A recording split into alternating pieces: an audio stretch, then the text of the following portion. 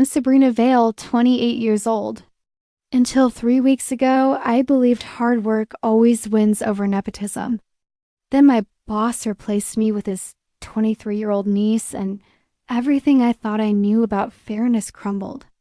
I'd spent 3 years building my reputation at Pinnacle Creative, working nights and weekends, sacrificing relationships for the promise of recognition.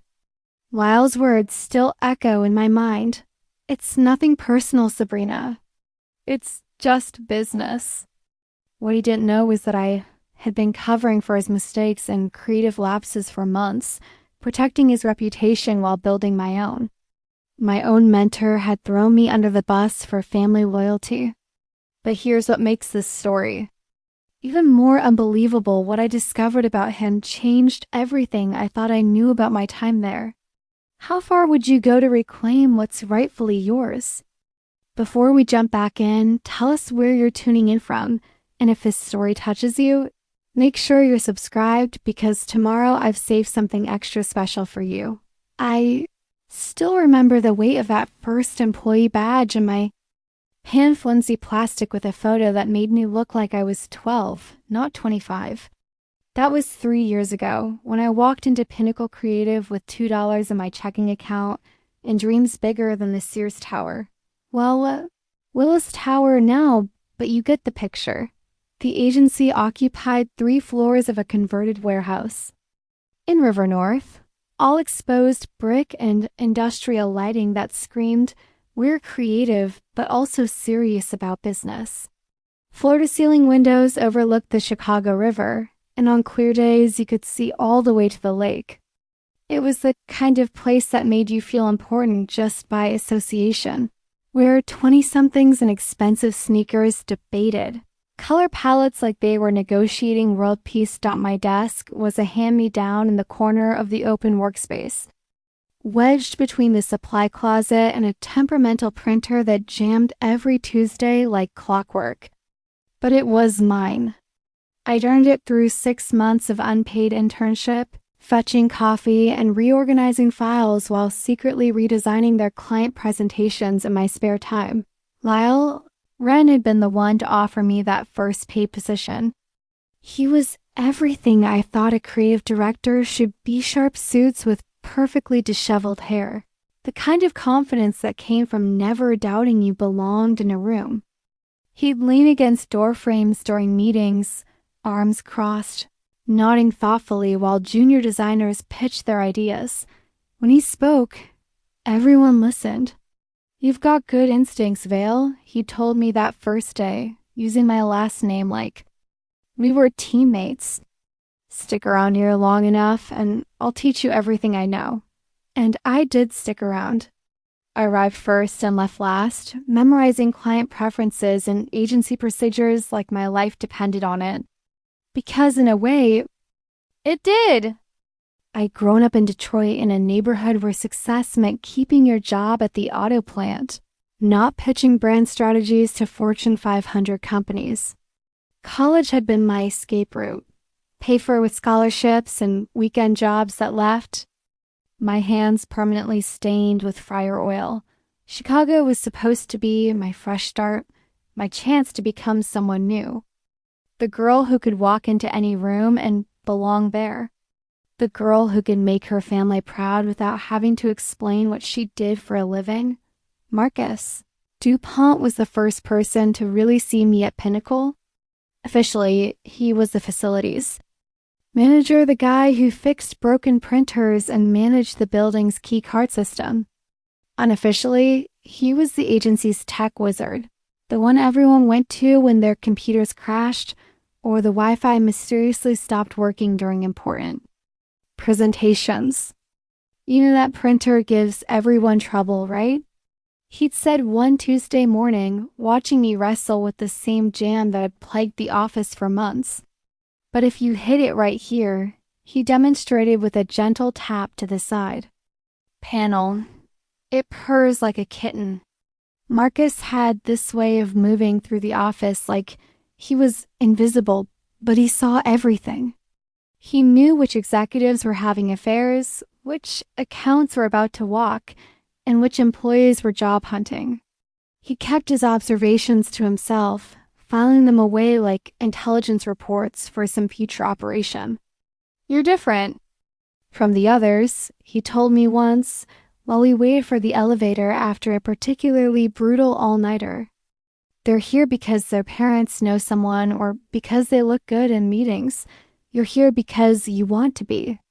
That meant everything coming from Marcus. He'd been at Pinnacle for 5 years, had watched countless bright-eyed graduates burn out or coast by on minimal effort. His approval felt like validation that I was on the right track. The work itself was intoxicating. We created campaigns that shaped how people thought about everything from breakfast cereal to luxury cars. I walk down Michigan Avenue and see billboards I'd helped design, feeling that rush of ownership and pride that never got old. My specialty became brand repositioning, taking companies that had lost their way and helping them rediscover their voice. Talia.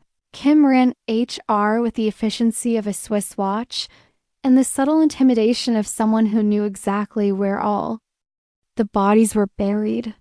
She had this way of appearing at your desk whenever you were having your worst day, offering a knowing smile and a piece of chocolate from the stash she kept in her desk drawer. "Survival tip," she'd whispered to me during my first performance review. "Keep copies of everything. Emails, presentations, client feedback. You never know when you'll need to prove your worth around here." It seemed like paranoid advice at the time, but I followed it anyway.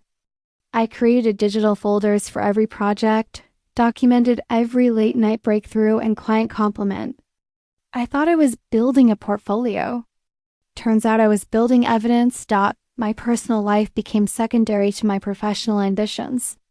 I shared a cramped apartment in Logan Square with my best friend Javi, who managed a cocktail bar in Wicker Park and had opinions about everything. While I worked 16-hour days and survived on takeout, he created elaborate meals and dated with the casual confidence of someone who'd never doubted his own worth. "You're gonna burn out, Sab," he'd warn me, watching me type away on my laptop while he made dinner. "When's the last time you went on a date?" Had a conversation that wasn't about target demographics, but I couldn't slow down. Every project was a test, every client meeting a chance to prove I belonged. I watched my colleagues, most of whom had attended the same handful of elite schools, who spoke in the casual shorthand of shared privilege and studied their mannerisms like an anthropologist. I learned to modulate my Detroit accent to reference cultural touchstones I discovered through Wikipedia rather than lived experience. The transformation worked. Within 18 months, I'd been promoted twice. By year 2, I was leading client presentations and mentoring new interns. Lyle had become more than just a boss. He was my advocate, the one who made sure I got the high-profile assignments that would fast-track my career. "You remind me of myself at your age," he'd tell me during our monthly check-ins. "Hungry, smart, willing to do whatever it takes. That's what separates the lifers from the tourists in this business." I treasured those conversations, the way he'd share war stories from his early career and offer insights about navigating office politics. He taught me to read between the lines in client feedback, to anticipate problems before they became crises. Under his mentorship, I developed into the kind of strategist who could walk into any meeting and command respect. My sister Elena would call me from her dorm room at Northwestern, full of questions about my glamorous city life. She was studying art history with the same intensity I'd once applied to my business classes, convinced that understanding the past was the key to shaping the future. "Tell me about the latest campaign," she'd beg during our Sunday phone calls. "Is it true you're working with that sustainable fashion brand now?" I loved those calls. The way Elena's enthusiasm reminded me why I'd fallen in love with this work in the first place. She saw the bigger picture, how the right campaign could change minds, shift cultural conversations, create positive change. When I got too caught up in billable hours and client complaints, she'd pull me back to that sense of purpose. The office itself had become my second home, familiar in the way childhood bedrooms are familiar, every corner holding memories, every sight and sound part of my daily rhythm. I knew which elevator arrived fastest during rush hour, which conference room had the best natural light for afternoon presentations, which vending machine was most likely to steal your dollar dot. My desk had evolved from that corner afterthought into a prime piece of real estate, positioned where I could see both the main entrance and the executive conference room. I decorated it carefully, a small succulent that somehow thrived under fluorescent lighting, a framed photo of Elena and me from her graduation, a coffee mug from my favorite Logan Square cafe. Everything felt intentional, earned, permanent.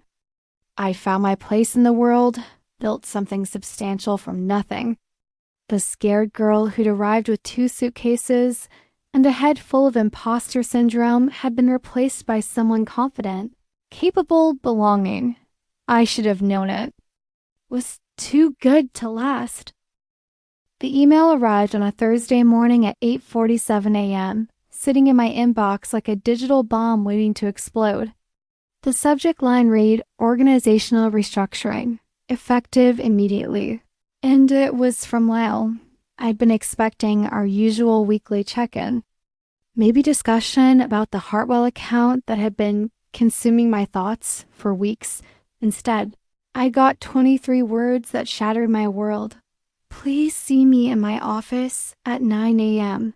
Bring any personal items from your current workspace. This conversation is confidential." My hands trembled as I read it twice, then 3 times, searching for some alternative interpretation that didn't end with my career imploding. The coffee I'd been drinking turned bitter in my mouth, and suddenly the familiar hum of office activity around me sounded muffled, distant. I arrived at Lyle's office 3 minutes early, clutching a small box I'd hastily filled with my desk plant, photo, and coffee mug. Through the glass wall, I could see him on a phone call, gesturing animatedly. His office was all clean lines and expensive furniture, awards and industry recognition covering one wall like trophies. I'd been in there countless times for strategy, sessions and progress reports, but today it felt foreign, intimidating. "Come in, Sabrina." His voice was different, formal, careful. Gone was the casual warmth that had characterized our relationship for 3 years. He gestured to the chair across from his desk, the same one where I'd sat for my last performance review, glowing with praise and promises of future opportunities.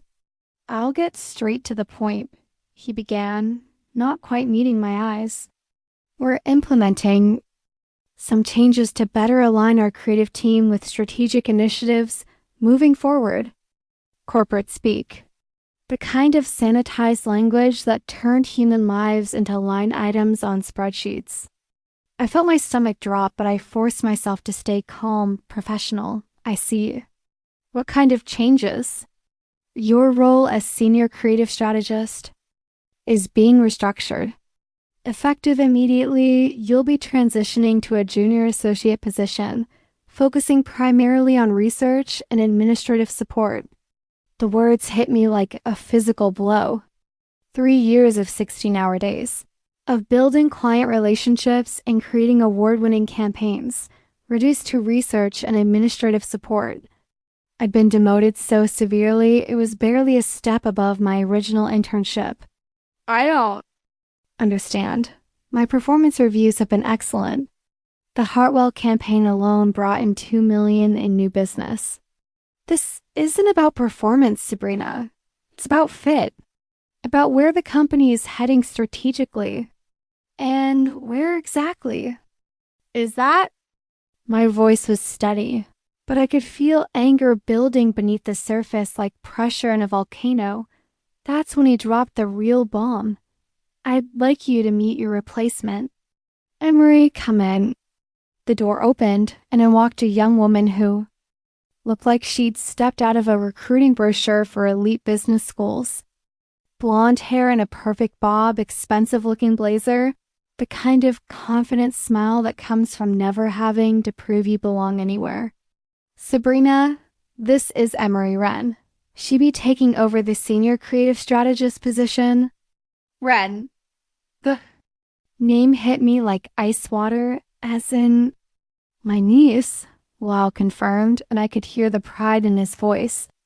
Fresh from her MBA at Kellogg with a focus on digital marketing strategy. She's exactly what we need to modernize our approach. I stared at this girl, and she was a girl, couldn't be more than 23, who was about to step into the life I'd built from scratch. She had the grace to look slightly uncomfortable, offering me a tentative smile. I've heard so much about your work here, Emery said, her voice carrying that particular blend of privilege and politeness. I'm really looking forward to learning from your experience. Learning from my experience. While sitting in my chair, taking my clients, claiming credit for my ideas. The diplomatic language couldn't disguise what was happening here. I was being erased, replaced by someone whose biggest qualification was sharing DNA with the boss. When does this transition take effect?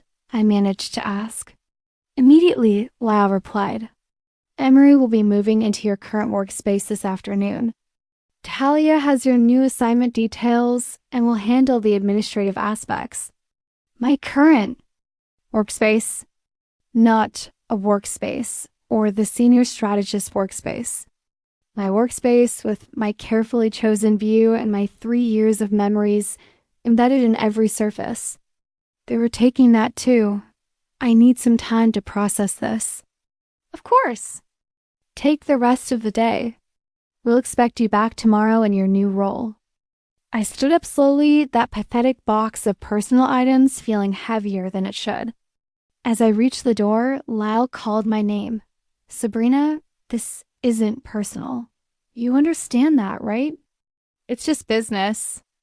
I turned back, looking at this man who'd been my mentor, my advocate, my professional father figure.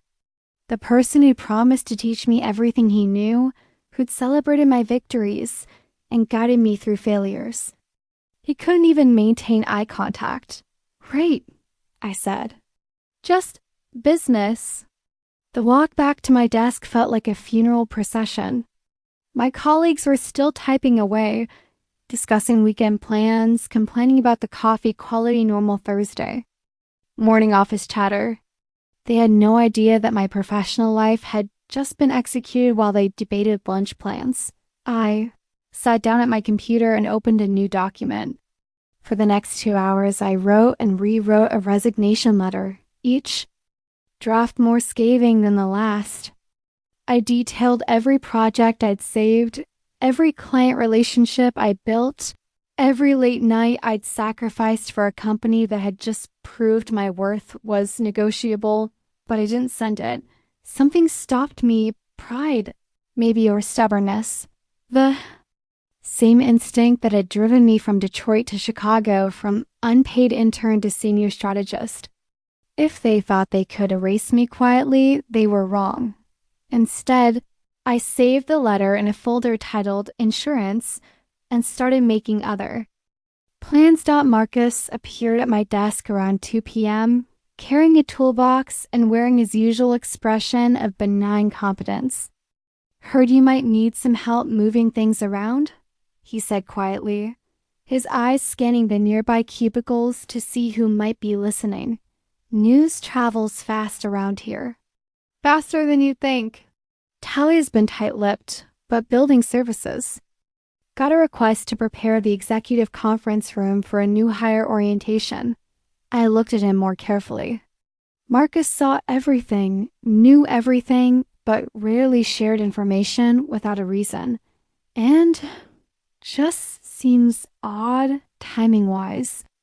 After the Hartwell win, I would have expected promotions, not reorganizations. He was fishing, trying to understand what had really happened without asking directly. I appreciated his discretion, but I was past caring about corporate politics. Lyle's niece is taking over my role. Fresh MBA, zero experience, perfect pedigree. Marcus's expression didn't change, but I caught a flash of something in his eyes, anger, maybe, or recognition. He'd seen this before. What are you going to do? It was a simple question, but it felt loaded with possibility. What was I going to do? Accept the demotion and hope for better days? Find another job and let them win? Fade into the background like a problem that had solved itself? I haven't decided yet. He nodded, shouldering his toolbox. Well, if you need anything technical support, access to historical files, whatever, you know where to find me. The offer hung in the air between us, heavy with implication. Marcus wasn't just talking about IT support. He was offering to be an ally in whatever came next. Thanks, Marcus. I'll keep that in mind. As he walked away, I realized something had shifted inside me. The shock and hurt were still there, but underneath them was something else, a cold, calculating anger that felt almost physical. They thought they could humiliate me, diminish me, make me disappear. They had no idea who they were dealing with. Spent the rest of the afternoon carefully transferring files to my personal drives, documenting every client interaction and project detail. If Emery wanted to learn from my experience, she was going to get more education than she bargained for at 6 p.m.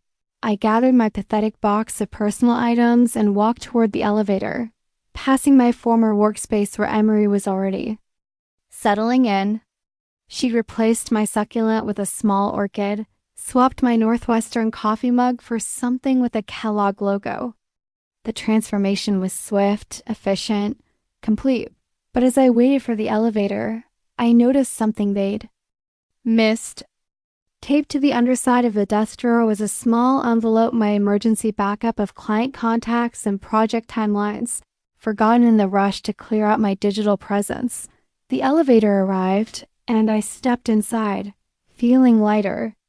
Despite everything that had happened, they'd taken my title, my workspace, my mentorship, but they hadn't taken my knowledge, my relationships, or my determination. Game on. The new workspace that assigned me was in the basement. Not metaphorically, literally in the basement, in what used to be storage space that they'd hastily converted, with fluorescent lighting and particle board furniture.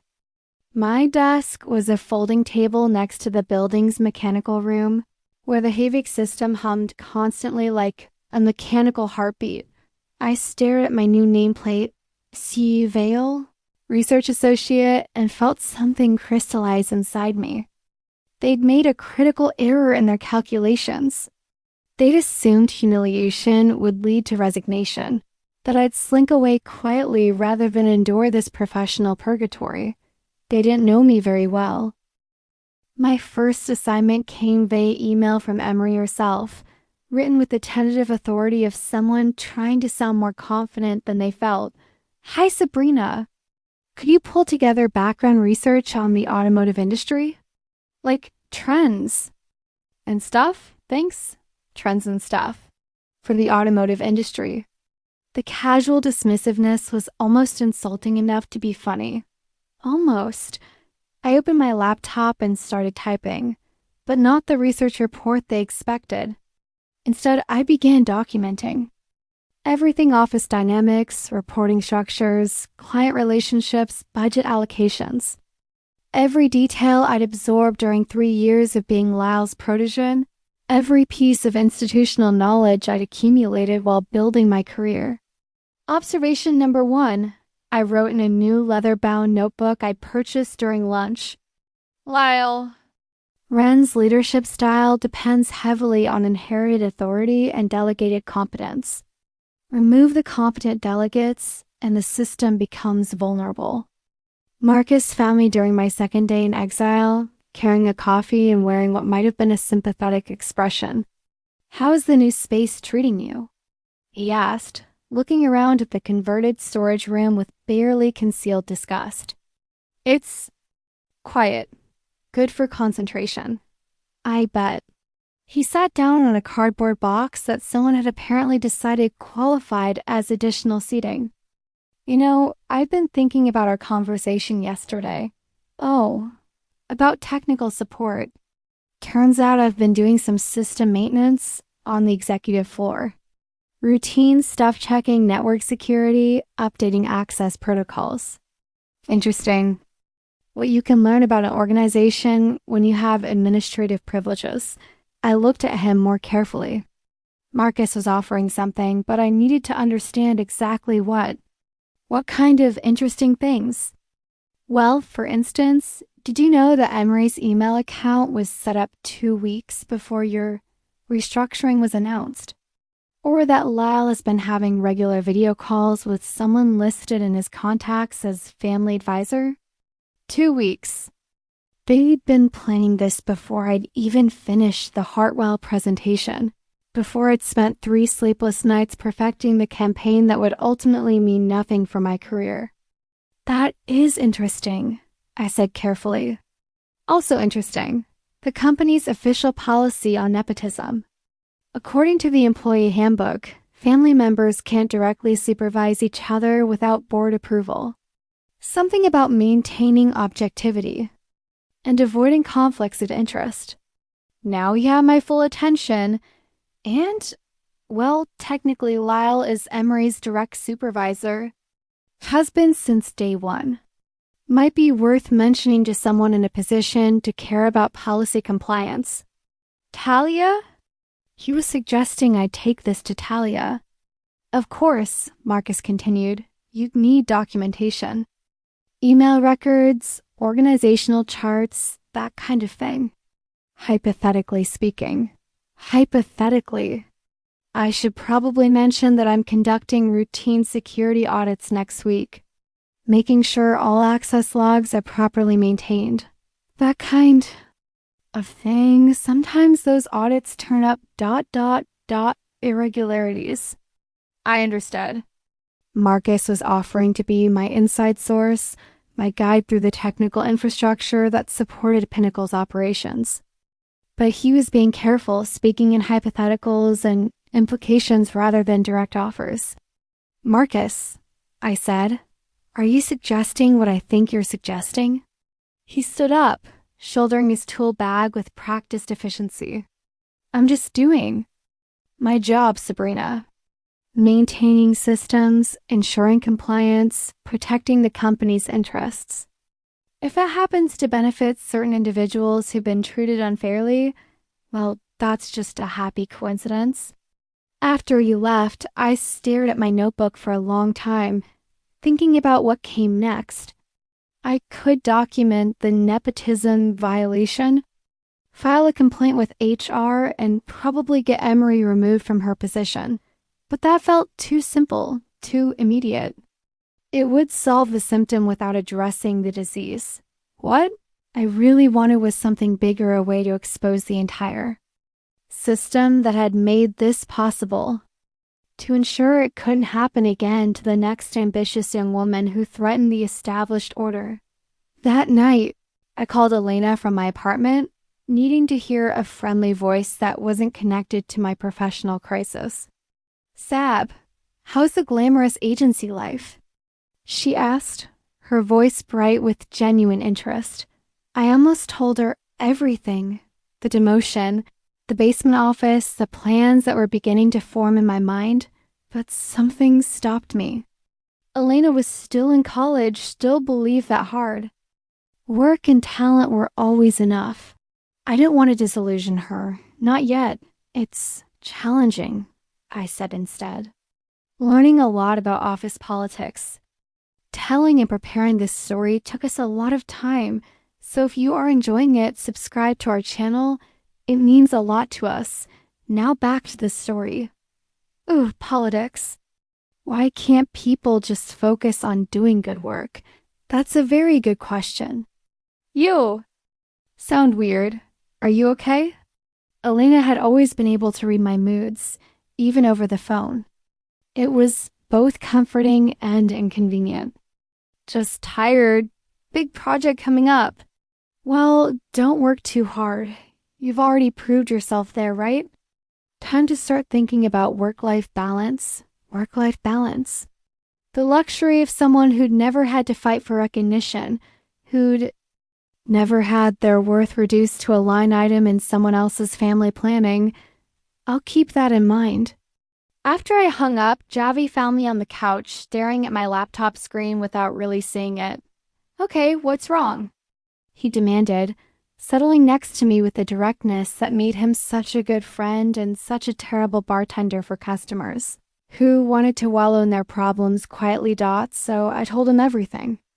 The demotion, the niece, the basement office, Marcus's offer of technical support.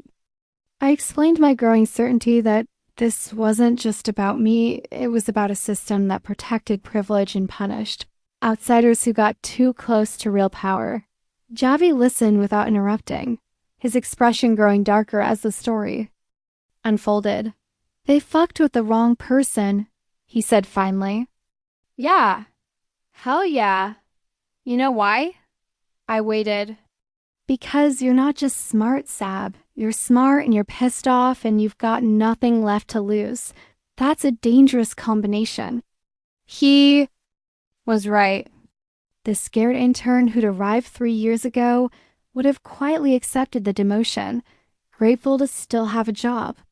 The ambitious strategist who'd believed in meritocracy might have filed a complaint and hoped for the best.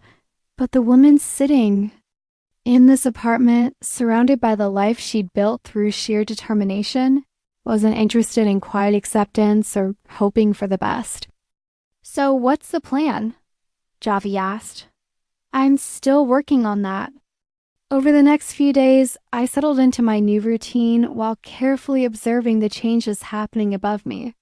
From my basement vantage point, I had access to information flow in a way I'd never experienced as a senior strategist. Employees talked more freely around someone they perceived as harmless, shared gossip and complaints they never voiced to someone in a position of authority. I learned that Emery was struggling with basic client management, that she'd already made 2 significant errors in campaign development that other team members were quietly fixing. I learned that Lyle was working longer hours, staying late to review work that used to be completed independently. I learned that the Hartwell account was having concerns about continuity of service, and I requested a meeting to discuss their comfort level with the transition. Observation number 15. I wrote in my notebook. An organization's stability depends on competence distribution. When competence is concentrated in easily replaceable individuals, removing those individuals creates cascading failures. I also learned that Marcus had been right about the policy violations. Emery was technically Lyle's direct report, which violated the company's nepotism guidelines. But more importantly, Lyle had approved his own family hire without board consultation, which violated governance protocols that could trigger a broader review of his decision-making authority. The pieces of a plan were beginning to form, but I needed more information before I could act. I needed to understand exactly how deep this went, how many other shortcuts and policy violations might be hiding in Pinnacle's operations. Most importantly, I needed to be absolutely certain that when I made my move, it would be devastating enough to ensure they never tried something like this again. 3 weeks into my basement exile, the cracks in Lyle's perfect plan were becoming impossible to ignore. From my position as invisible research associate, I had a front row seat to the slow motion collapse of everything. I'd spent 3 years building. It started with the Hartwell account. I was pulling industry trend data when I overheard Talia on a phone call, her usually measured voice tight with stress. "No, Mr. Hartwell, I understand your concerns completely.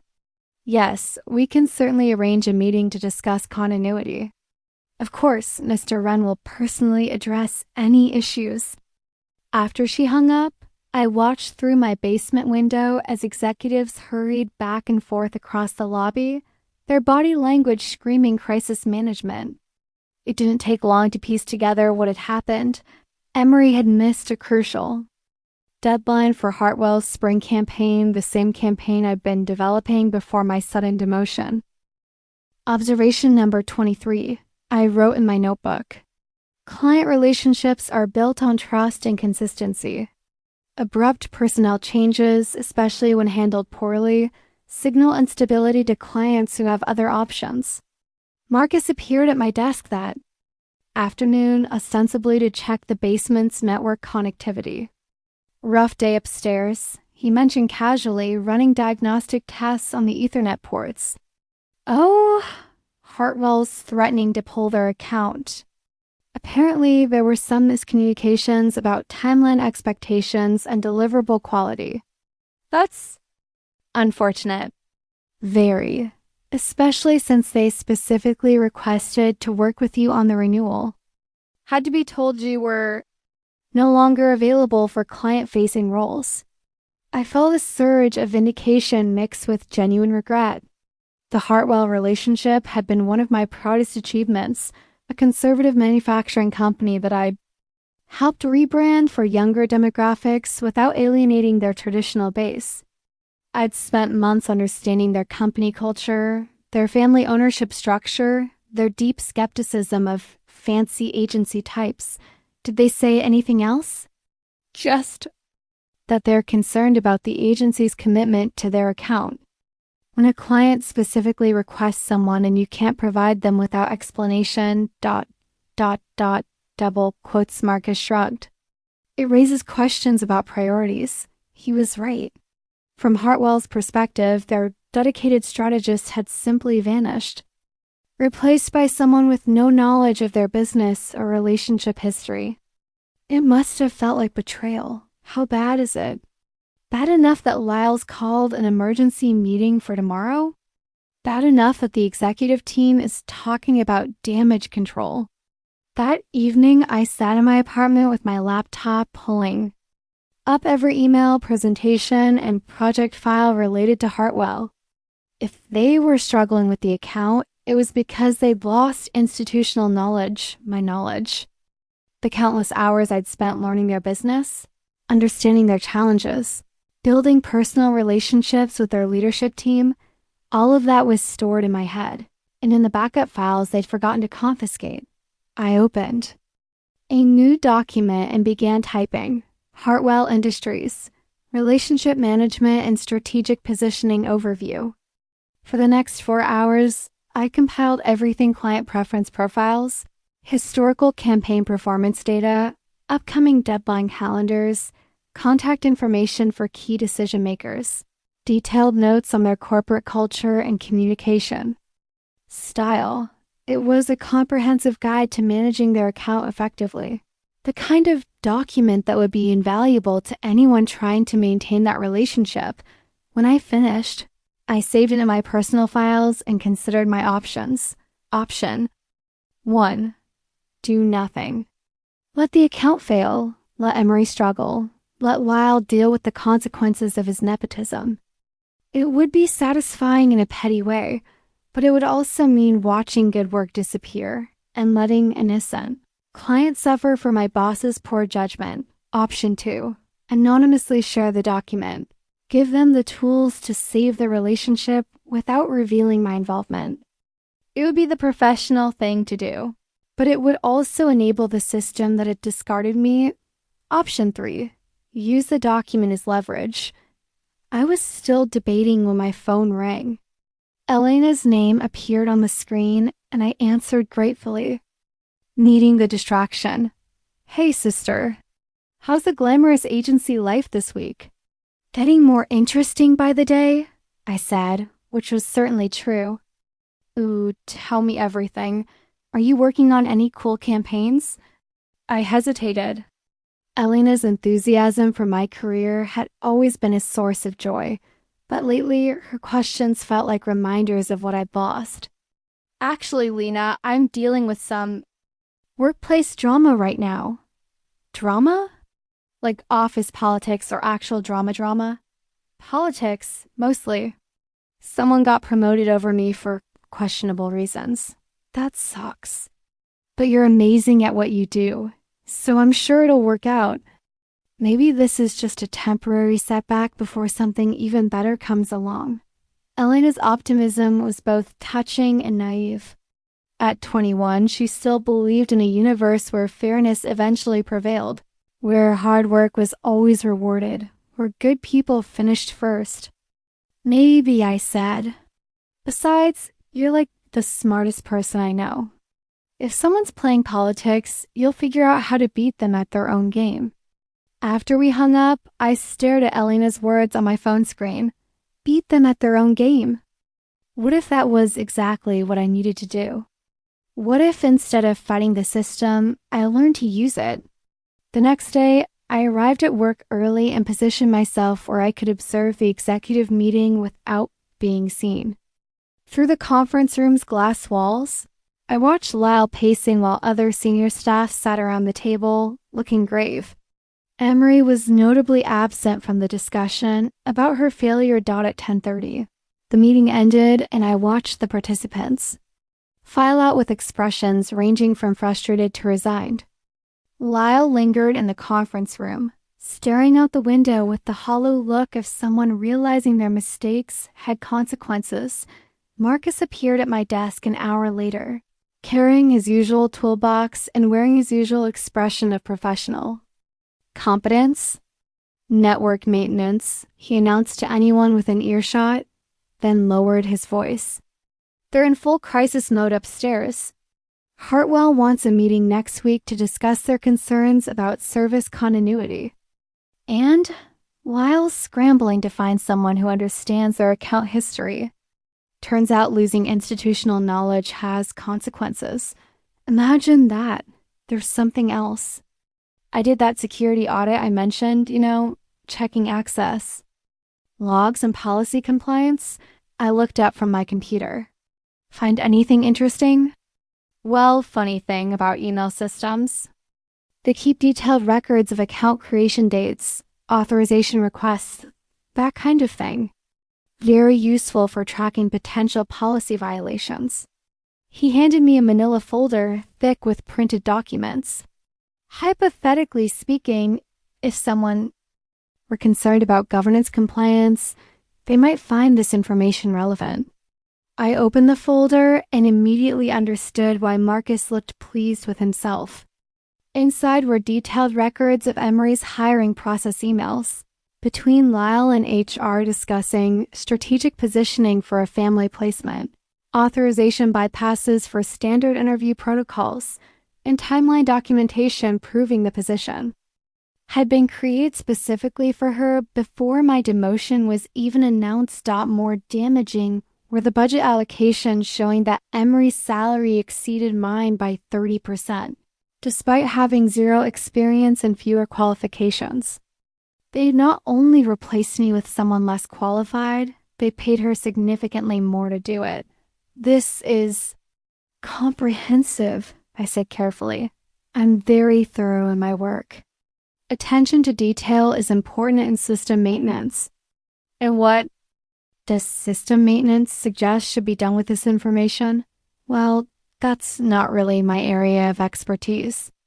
But I imagine someone with knowledge of corporate governance might have opinions about proper escalation procedures. Marcus left me alone with a folder, and I spent the next hour reviewing every document. The picture that emerged was even worse than I'd suspected. This wasn't just nepotism, it was systematic abuse of authority, policy violation, and financial mismanagement. But more importantly, it was ammunition. I closed the folder and opened my laptop, typing a new email to Talia Kim. Subject, request for confidential meeting, governance concerns. I stared at the blank message for a long time, cursor blinking like a heartbeat. Once I sent this, there would be no going back. I'd be declaring war on people with more power and more connections, more institutional protection than I had. But I thought about Elena's words, beat them at their own game. I started typing, Dear Talia, I've discovered some information that may be relevant to company policy compliance and governance protocols. I'd appreciate the opportunity to discuss this matter confidentially at your earliest convenience. Best regards, Sabrina Vale. I hit send before I could change my mind. 2 hours later, Talia appeared at my basement desk, her expression unreadable. "Are you free to talk?" she asked. "Always." She gestured toward a small conference room that had been converted from storage space. "Let's use some privacy." As we settled across from each other at the narrow table, Talia studied my face with the careful attention of someone trying to read a situation before committing to a position. "You mentioned governance concerns in your email." "I did." I placed the folder Marcus had given me on the table between us. "I think you should see this." For the next 20 minutes, Talia reviewed every document, her expression growing more serious with each page. When she finished, she closed the folder and looked directly at me. "Where did you get this? Does it matter?" "It might, if we're going to act on it." The word "we" hung in the air between us, loaded with possibility and alliance. "Routine security audit turned up some irregularities," I said. "Someone with administrative access thought they should be documented properly." Talia nodded slowly. "And what exactly are you hoping to accomplish by bringing this to my attention?" It was a fair question, and one I'd been asking myself since I'd started down this path. "I want my job back," I said simply.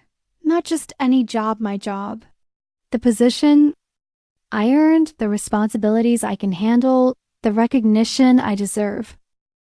"And you think this is the way to get it?" "I think this is the way to ensure it doesn't happen to anyone else." Talia was quiet for a long moment, considering my words and their implications. "You realize that pursuing this could be messy." "Lyle has been with the company for a long time. He has relationships, influence, protection, and I have documentation of policy violations and fiduciary irresponsibility." "That you do." Talia's expression shifted slightly, and I caught a glimpse of something that might have been approval. "Give me 48 hours to review this properly and consult with appropriate parties. Don't discuss this with anyone else in the meantime." "Understood." She gathered the folder and prepared to leave. Talia paused at the door. "Sabrina?" For what it's worth, I always thought the restructuring was poorly handled.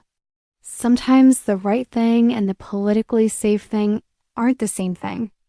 After she left, I sat alone in the converted storage room, surrounded by the mechanical hum of the building's infrastructure. For the first time in weeks, I felt like I was moving forward instead of just surviving. The game was officially on.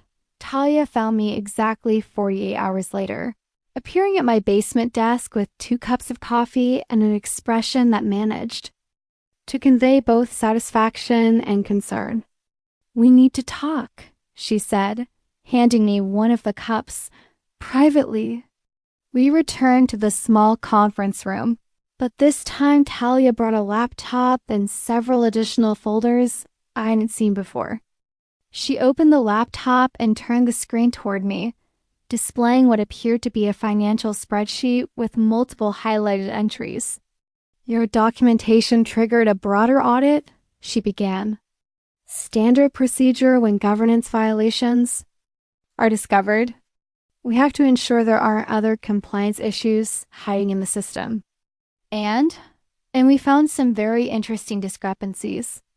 Talia clicked through several screens, showing budget allocations, expense reports, and client billing records. At first glance, they looked like normal financial documents. But as she highlighted specific entries, a pattern emerged that made my stomach drop. "Lyle has been systematically inflating client budgets and pocketing the difference," she explained, her voice carrying the careful neutrality of someone delivering devastating news. "Small amounts at first, a few hundred here and there, but it's escalated significantly over the past year." She showed me records of the Hartwell account, where budgets for external consulting had been artificially inflated by thousands of Money that should have gone to legitimate project expenses had instead been redirected to accounts controlled by Lyle. How much are we talking about? Conservatively? Around $60,000 over the past 18 months. But that's just what we've documented so far. $60,000. The amount was staggering, but what struck me more was the timeline. The embezzlement had accelerated significantly after my first major client win, when my success had started, threatening his position as the agency's primary creative authority. There's more. Talia continued opening another folder. Marcus's security audit found some additional irregularities in system access and file management. She handed me a set of printed emails that I recognized immediately correspondence between Lyle and several clients discussing projects and timelines. But there was something wrong with them. "These are my emails," I said, scanning the messages. "But the sender information shows Lyle's account." "Exactly. He's been systematically forwarding your client communications to his personal account, then resending them under his name. From the client's perspective, all communication has been coming directly from him." The implications hit me like a physical blow. Not only had Lyle been stealing money, he'd been stealing credit for my work, positioning himself as the primary contact for relationships I'd spent months building. Why would he do this? "Because your success was making him obsolete," Talia said simply. Lyle built his reputation during an era when creative directors were the stars of the agency. But the industry has evolved. Clients want strategic thinkers, not just creative vision. Your skill set represents the future, and his represents the past. So he decided to steal my future instead of adapting to change. It appears so. And that strategy became unsustainable. He brought in Emery as a more controllable replacement. I thought about all the times Lyle had praised my work publicly while quietly taking credit behind the scenes. All the client meetings where he presented my ideas as collaborative efforts while positioning himself as a creative genius. All the moments I'd felt grateful for his mentorship while he was systematically undermining my professional relationships. What happens now? Talia's expression grew more serious. Now this becomes a criminal matter. Financial fraud, embezzlement, wire fraud if any of this cross state lines. The board has been notified and they're engaging external counsel to manage the investigation. And my situation, your situation has become considerably more complicated. You're no longer just an employee who is wrongfully demoted. You're a key witness in a criminal investigation. The weight of that statement settled over me like a heavy blanket. I'd wanted to reclaim my position and expose the nepotism that had derailed my career.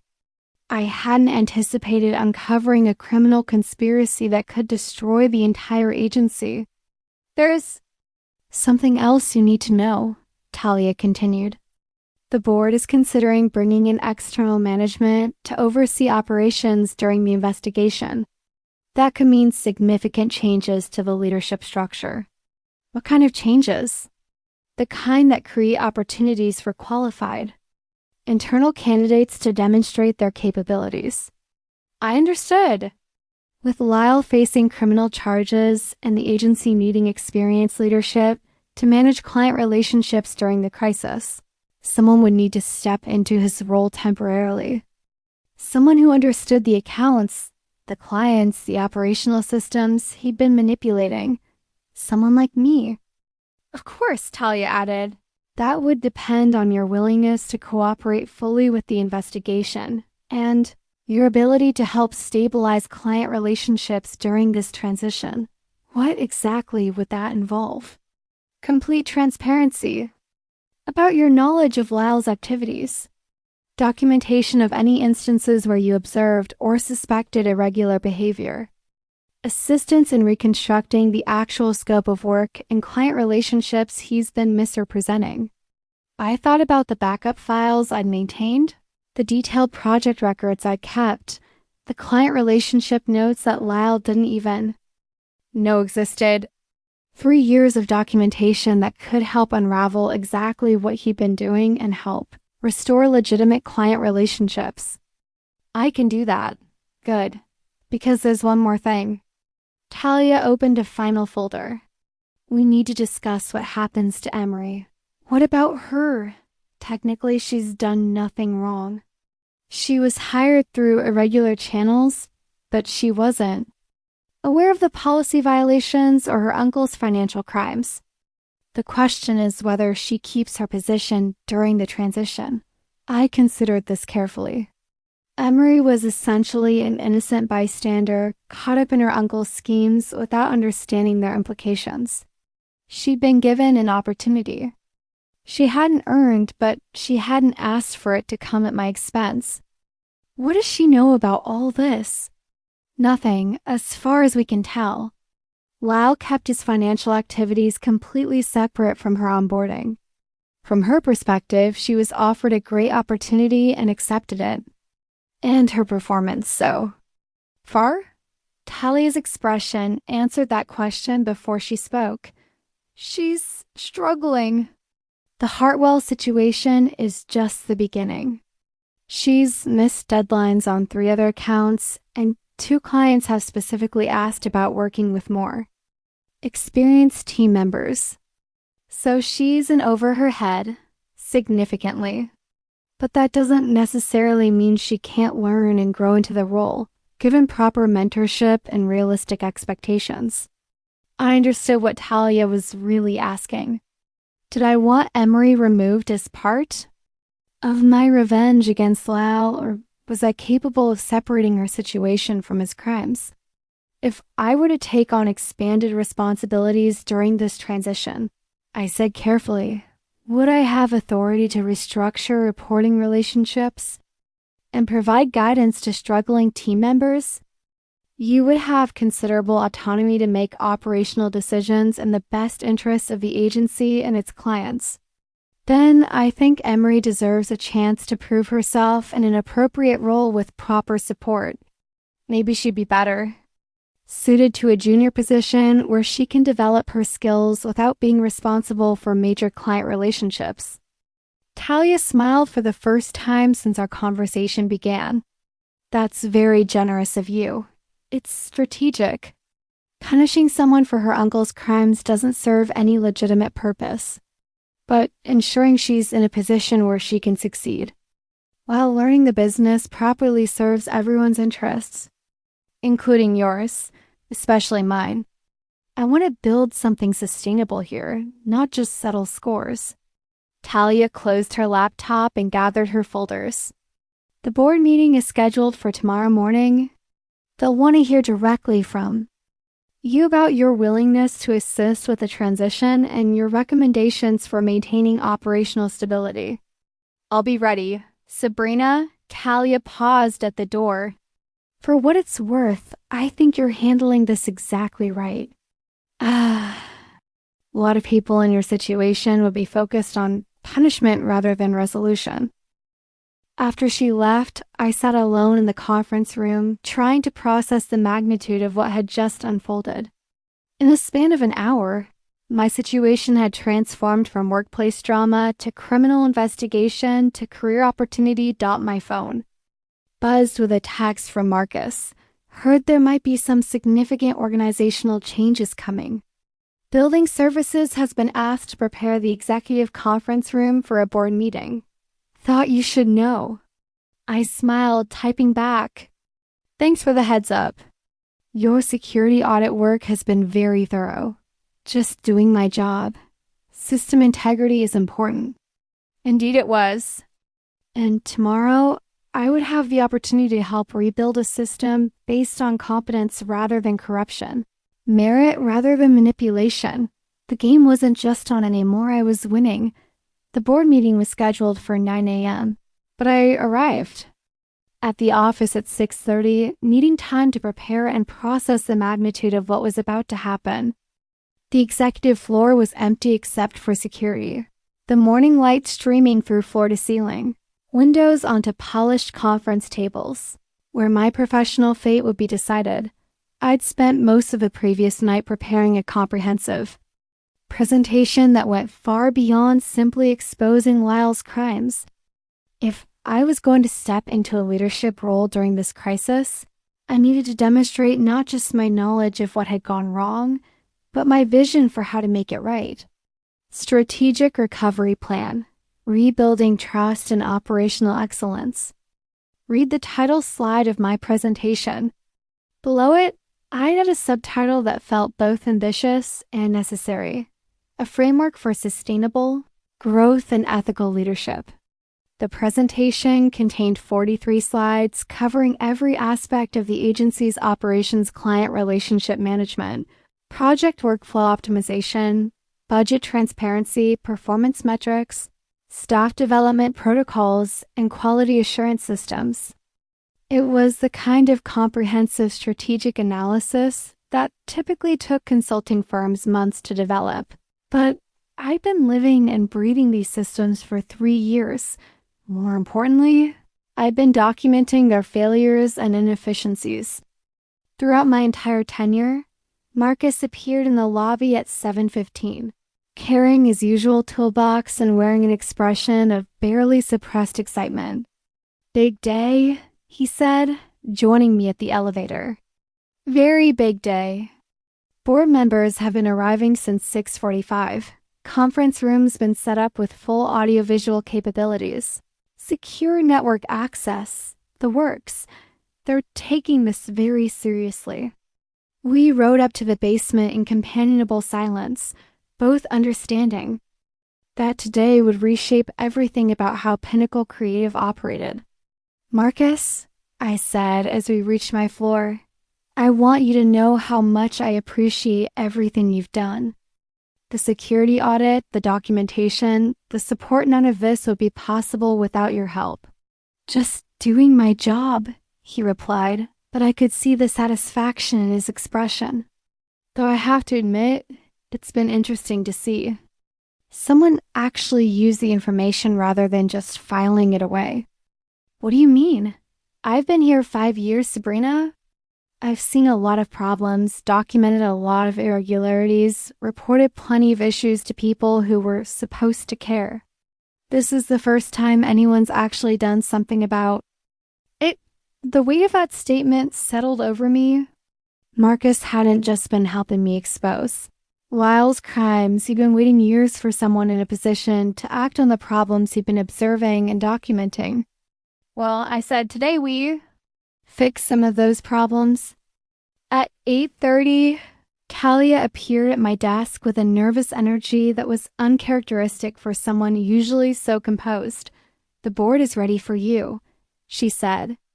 "They've reviewed all the documentation, consulted with legal counsel, and spoken with several clients who've expressed concerns about the transition."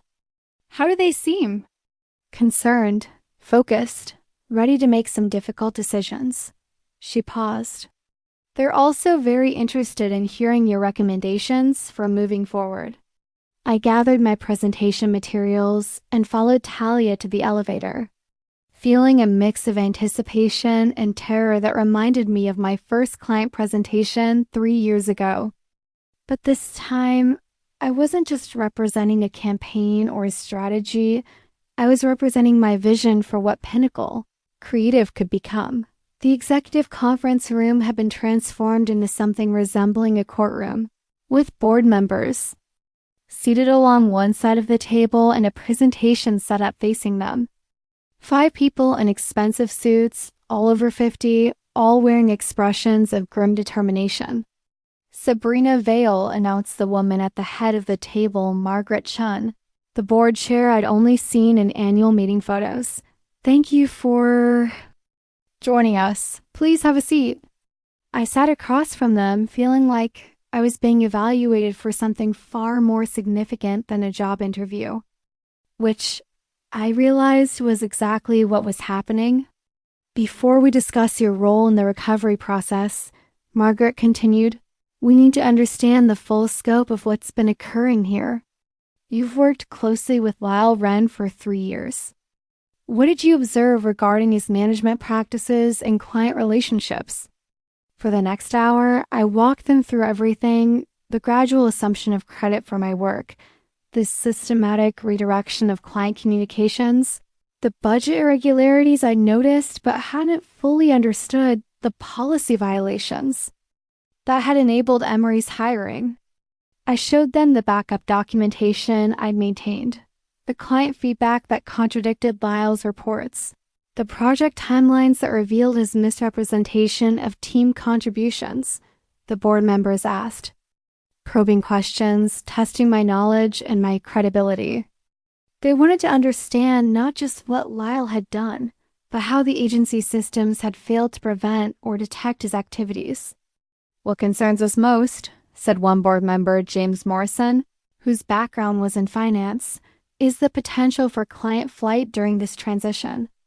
Hartwell has already expressed significant concerns. How do we maintain relationships while managing a leadership change?" This was my moment. I opened my laptop and began the presentation I prepared. I'd like to propose a comprehensive recovery strategy that addresses immediate client concerns while establishing systems to prevent future operational failures. For the next 90 minutes, I walked them through my analysis of every major client relationship, my recommendations for rebuilding trust through transparency and enhanced service delivery, and my vision for restructuring the agency's operations. Around ethical leadership and performance accountability, I showed them detailed client retention strategies, including the immediate deployment of dedicated relationship managers to address concerns and provide continuity during the transition. I outlined budget transparency measures that would prevent the kind of financial manipulation Lyle had practiced. I presented staff development protocols that would create clear advancement pathways based on merit rather than personal relationships. Most importantly, I demonstrated that I understood not just the creative and strategic aspects of the business, but the operational and financial elements that ensured long-term sustainability. "This level of analysis," Margaret observed, "suggests you've been thinking about these issues for some time." "I've been documenting inefficiencies and potential improvements throughout my tenure here," I replied. "I believe in continuous improvement and strategic planning. And you believe you can implement these changes while maintaining client relationships and staff morale during what will inevitably be a difficult transition?" "I believe these changes are necessary for the agency's survival, and that implementation will actually improve both client relationships and staff morale by creating a more transparent and equitable work environment." James Morrison leaned forward. "Let's discuss specifics. If we were to offer you interim leadership responsibilities, what would your first priorities be?" "First priority: immediate client outreach to address concerns and provide reassurance about service continuity. Second, comprehensive review of all ongoing projects to ensure quality and timeline compliance. Third, staff meetings to explain the transition and outline new operational protocols. Fourth, implementation of budget transparency measures to restore financial credibility." "And Emery Wren's role in this transition?" "Emery should be transitioned to a junior strategist position, where she can develop her skills with appropriate mentorship and realistic responsibilities. She's not responsible for her uncle's crimes, and she deserves the opportunity to prove herself in a role that matches her experience level." The board members exchanged glances, communicating in the subtle language of executive decision-making. "Sabrina," Margaret said finally, "we're prepared to offer you the position of interim creative director, with full operational authority to implement the recovery measures you've outlined. This would be a 6-month appointment, with the possibility of permanent placement based on performance and client feedback." The words hit me with surprising force. Interim creative director, the position I'd been working toward for 3 years, offered under circumstances I never could have imagined. "I accept," I said without hesitation. "Excellent. We'll need you to begin immediately. Lyle has been terminated and is no longer permitted on the premises.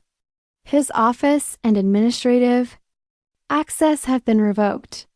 We'll announce the leadership change to staff this afternoon and to clients beginning tomorrow. As the board members gathered their materials and prepared to leave, Margaret approached me privately. Sabrina, I want you to know that this decision isn't just about crisis management. Your presentation today demonstrated the kind of strategic thinking and operational understanding we need for long-term success. Don't let anyone tell you this is temporary if you don't want it to be. After they left, I sat alone in the executive conference room, staring out at the Chicago skyline and trying to process what had just happened. 6 weeks ago, I'd been a rising strategist mentored by someone I trusted. 4 weeks ago, I'd been demoted to a basement office and replaced by nepotism. Today, I was the interim leader of the entire creative department. My phone buzzed with a text from Javi. How did it go? I typed back. I got Lyle's job. What? Tell me everything.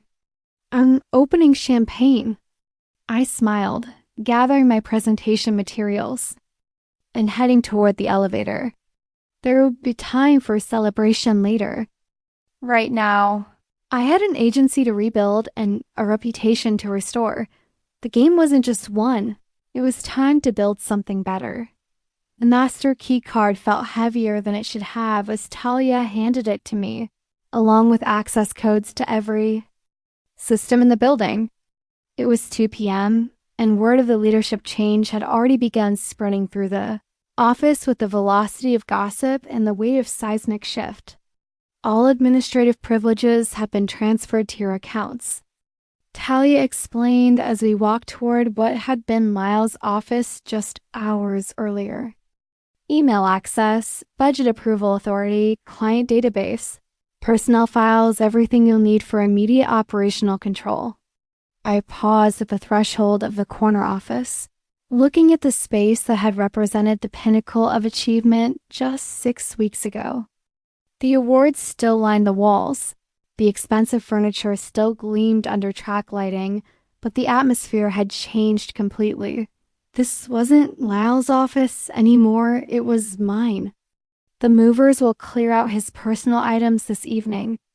Talia continued. You can redecorate however you'd like, but for now, everything functional is ready for your use. I sat down in the leather chair behind the massive desk, testing how it felt to occupy this position of authority. Through the floor-to-ceiling windows, I could see the Chicago River and the afternoon sunlight reflecting off the water. The view was even better than I'd remembered from my occasional meetings here. There's one more thing, Talia said, placing a manila folder on the desk. Staff notification meeting is scheduled for 3 p.m. in the main conference room. Everyone from senior management to interns. How do you want to handle the announcement? I opened the folder to find a draft memo explaining the leadership transition. Incorporate safe language that revealed nothing about the criminal investigation or circumstances that had necessitated this change. It was professionally written and completely inadequate for what needed to happen. We're not using this, I said, closing the folder. If we're going to rebuild trust, we start with transparency. The board recommended keeping details confidential during the ongoing investigation, and I understand their concern. But the staff isn't stupid. Talia, they know something significant happened when their creative director disappears overnight, and someone gets promoted from the basement to his office. If we don't control the narrative with honest communication, the rumor mill will create something much worse. I opened my laptop and began typing a new announcement, one that acknowledged the seriousness of the situation without compromising the investigation. We're going to tell them that Lyle violated company policies regarding financial management and personnel decisions, that these violations have resulted in his termination, and that I have been appointed interim creative director to restore operational stability and ethical leadership. We're going to acknowledge that this transition will be challenging, but that it also represents an opportunity to build something better. That's single quotes S.direct. It's honest, and honesty is going to be our competitive advantage moving forward. At 2:45, I walked to the main conference room, passing through the open workspace where employees were clustered in small groups, their conversations stopping abruptly when they saw me. I understood their confusion just weeks ago. I'd been one of them occupying a desk in the same area where they worked. Now I was walking past them toward the executive conference room, carrying myself with the authority of someone who belonged there. Marcus caught my eye from across the room and offered a subtle thumbs up. He was standing near the printer that had given me so much trouble during my early days, the same printer he taught me to fix with a gentle tap to the side panel. The symbolism wasn't lost on me. I'd learned to fix broken systems by understanding how they really worked. The conference room filled quickly, with employees ranging from senior account managers to recent interns. I noticed Emery sitting in the back row, looking pale and uncertain. She'd been excluded from the board meeting, but she clearly understood that her uncle's sudden absence meant dramatic changes for her situation as well. At exactly 3 p.m. I stood at the front of the room, looking out at faces that reflected curiosity, concern, and, in some cases, barely concealed excitement. Office politics were about to become much more interesting.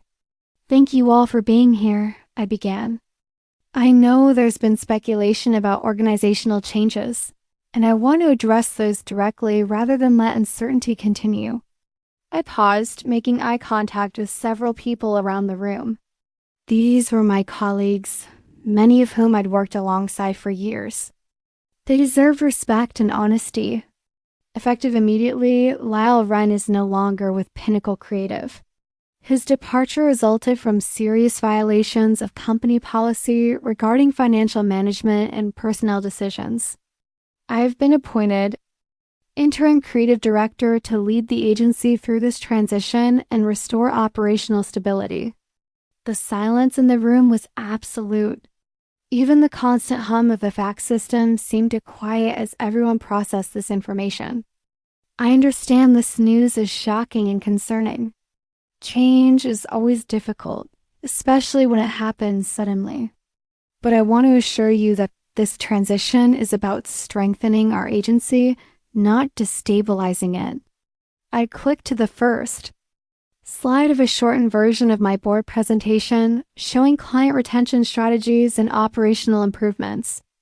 Over the next few weeks, we'll be implementing new systems designed to improve project management, enhance client relationships, and create clear advancement opportunities based on performance and contribution rather than personal relationships. Several people shifted in their seats at that last phrase, understanding exactly what I was referencing. For those of you concerned about job security during this transition, let me be clear: talented, dedicated employees are our most valuable asset. No one will lose their position due to this leadership change. However, everyone will be evaluated based on their contribution to our collective success. I advanced to the next slide, showing the new organizational structure I proposed to the board. We're going to restructure our team relationships to better align responsibilities with experience and expertise. Some of you may see expanded roles and increased responsibilities. Others may find yourselves with different reporting relationships or project assignments. All changes will be made in consultation with affected individuals and with their professional development in mind. I looked directly at Emery, who was staring at her hands rather than meeting my gaze. I also want to address something specifically. Recent personnel decisions that appear to prioritize personal relationships over qualifications have undermined morale and operational effectiveness. Moving forward, all advancement and assignment decisions will be based solely on merit, performance, and the agency's strategic needs. The tension in the room was palpable, but I could also sense a shift in energy. For the first time in weeks, people were hearing about accountability and fairness rather than political maneuvering. Beginning tomorrow, I'll be scheduling individual meetings with each of you to discuss your current projects, your professional goals, and how we can work together to strengthen our team. I'll also be reaching out to all major clients to address any concerns about service continuity and reaffirm our commitment to exceptional work. I closed the laptop and stepped away from the podium, making myself more accessible and less formal. I know many of you have questions about what this means for your daily responsibilities, your career prospects, and the agency's future. I want to address those concerns directly rather than leaving you to speculate. Who wants to go first? Sarah from Account Management raised her hand. What happens to current client relationships? Are we at risk of losing accounts? That's our immediate priority, I replied. Some clients have expressed concerns about recent service disruptions and communication gaps. We're going to address those concerns proactively with enhanced service delivery and complete transparency about our capabilities and commitment. Yes, there's risk, but there's also opportunity to demonstrate that we're stronger and more reliable than ever. What about project timelines? Asked David from the design team. Some of us are working on campaigns that were not well organized. I appreciated his diplomatic phrasing. We're conducting a comprehensive review of all active projects to ensure quality standards and timeline compliance. If you're struggling with unclear direction or unrealistic expectations, that's exactly the kind of issue we need to address immediately. More hands went up, and for the next 30 minutes, I fielded questions about everything from budget approval processes to creative review procedures. With each answer, I could see confidence building in the room. These weren't just employees anymore, they were collaborators in rebuilding something better. Finally, Marcus raised his hand from the back of the room. What can we do to support this transition? Keep doing excellent work, I said. Continue serving our clients with the professionalism and creativity that made you want to work here in the first place. And if you see problems or opportunities for improvement, bring them to my attention. We're going to succeed by working together, not by pretending everything was fine before. As the meeting concluded and people began filing out, I noticed a change in their body language. They were standing straighter, talking more animatedly, looking like they had purpose rather than just paychecks. Emery approached me as the room emptied, her expression a mixture of anxiety and determination. Sabrina, could I speak with you privately? Of course. We waited until the room was empty, then sat across from each other at the conference table where so many of my career milestones had been decided. I know what you must think of me, Emery began, her voice small but steady. I know how my hiring looked, how unfair it must have seemed. Emery, please let me finish. I didn't know about the policy violations or the financial problems or any of it. I just thought I was getting an incredible opportunity because my uncle believed in my potential. I studied her face, seeing genuine remorse and confusion rather than defensiveness or entitlement. But that doesn't change the fact that I took a position I wasn't qualified for, that someone else deserved, that someone else had earned, and I know that someone was you. What are you asking me, Emery? I'm asking what I need to do to make this right, not just for the agency, but for you personally. I don't want to keep a job I didn't earn, but I also don't want to give up on the career I thought I was building. Her honesty was refreshing after weeks of corporate doublespeak and political maneuvering. Here's what I think, I said. You're right that you weren't qualified for the senior strategist position, but that doesn't mean you can't become qualified with the right experience and mentorship. I'm proposing to transition you to a junior. Strategist role where you can learn the business properly while contributing meaningful work. A demotion. A right sizing. The position you should have been hired for in the first place, if the process had been handled ethically. Emery was quiet for a long moment, processing the implications. And you'd be willing to mentor me? After everything that happened? I'd be willing to help you succeed based on your effort and growth, not your last name. That's what mentorship should be. Thank you, she said simply. I know I don't deserve your generosity. This isn't about what you deserve, Emery. It's about building the kind of workplace where everyone has the opportunity to succeed based on their contributions. After she left, I sat alone in the conference room, looking out at the afternoon sunlight and thinking about how much had changed in just a few hours. This morning, I'd been preparing to fight for my professional survival. Tonight, I'd be going home as the interim creative director of Pinnacle Creative, with the authority to reshape an organization according to my vision of what it could become. My phone buzzed with a text from Elena. Javi texted me that you got a huge promotion. Tell me everything. I smiled, typing back. I'll call you tonight. It's been quite a day. I'm so proud of you, Sab. I always knew you were going to do something amazing. As I gathered my things and prepared to leave, not from a basement storage room, but from an executive office with my name on the door, I thought about Elena's words.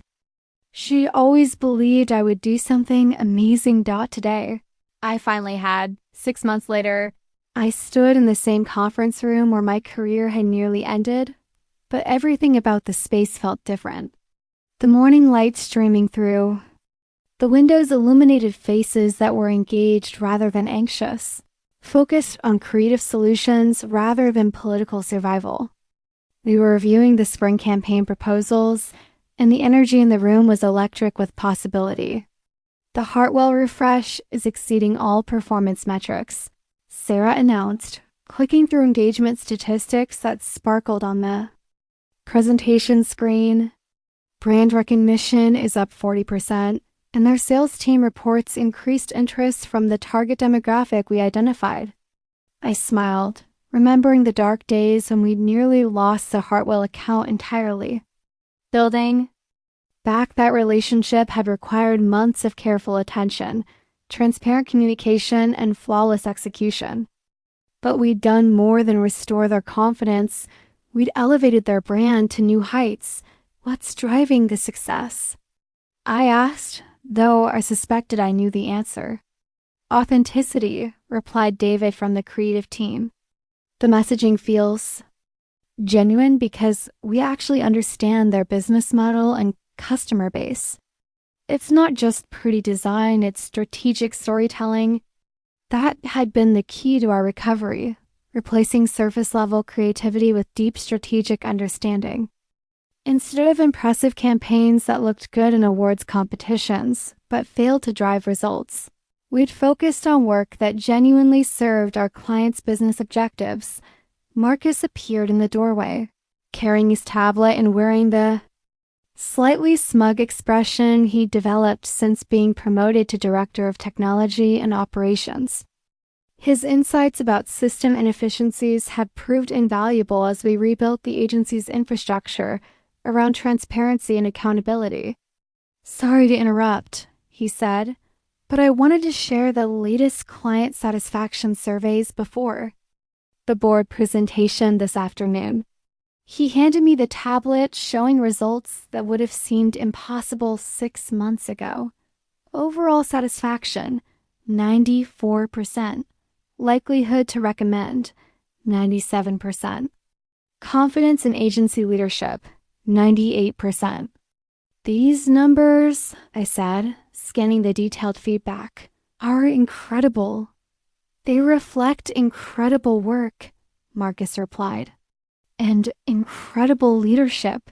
The transformation hadn't been easy. The first month had been particularly challenging as we worked to rebuild client relationships while simultaneously restructuring internal operations. Several employees had struggled with the new accountability standards, and we'd had to make some difficult personnel decisions. But the people who'd remained were committed to excellence rather than just employment. Emery had thrived in a restructured role as junior strategist. With proper mentorship and realistic expectations, her MBA training and fresh perspective had become genuine assets rather than hollow credentials. She developed into a valuable team member who earned respect through contribution rather than connection. Before we move to the next presentation, I announced, I have some news to share. The room quieted, and I could see the mix of anticipation and slight anxiety that accompanied any major announcement. Change was still a sensitive topic, even positive change. The board met yesterday to review our 6-month performance and discuss the permanent leadership structure. I paused, looking around at faces that had become familiar not just as colleagues, but as collaborators in building something meaningful. They've offered me the permanent position of creative director, effective immediately. The response was immediate. An enthusiastic applause, cheers, and genuine expressions of joy that felt far different from the polite congratulations typical of corporate announcements. These people were celebrating because they wanted me to succeed, not because protocol demanded it. More importantly, I continued once the noise died down. They've approved our proposal for expanded staff development programs, performance-based, advancement tracks, and the creativity bonus structure we designed to reward exceptional client outcomes. That announcement generated even more excitement. We'd spent months developing systems that aligned individual success with agency success, ensuring that great work was recognized and rewarded rather than just acknowledged. After the meeting concluded and people filed out discussing their projects and next steps, I found myself alone in the conference room again, but this time the solitude felt peaceful rather than isolating. Through the windows, I could see the Chicago River reflecting the late morning sun, the same view that had seemed so distant and unattainable just months ago. My phone rang Alana calling from Northwestern, where she was finishing her senior year with the same determination she'd always applied to everything that mattered to her. Director Vale, she announced without preamble. Javi texted me the news. I'm so proud I might actually cry. Please don't cry. You'll make me cry, and I have a board presentation in 4 hours. This is so amazing, Sab. You literally fought your way back from nothing and built something incredible. I had help. I said, thinking about Marcus's technical support, Talia's strategic guidance, and even Emery's willingness to accept a reduced role for the good of the team. And I had a sister who always believed I could do amazing things. Of course I believed in you. You're the smartest, strongest, most determined person I know. This isn't luck, this is what you earned. After we hung up, I walked to my office, the office that was truly mine now, not inherited from someone else's. Downfall, but created through my own vision and effort. I'd redecorated gradually over the months, replacing Lyle's awards and ego displays with team photos, client success stories, and a small framed quote from Maya Angelou. A wise woman wishes to be no one's enemy. A wise woman refuses to be anyone's victim. The afternoon board presentation went smoothly, covering our performance metrics, client feedback, and strategic plans for continued growth. The board members who had once seemed intimidating now felt like collaborative partners invested in our success rather than skeptical of our capabilities. Your leadership during this transition has been exceptional, Margaret Chan observed as we concluded the formal presentation.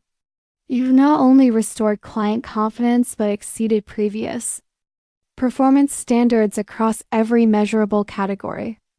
The credit belongs to the entire team, I replied.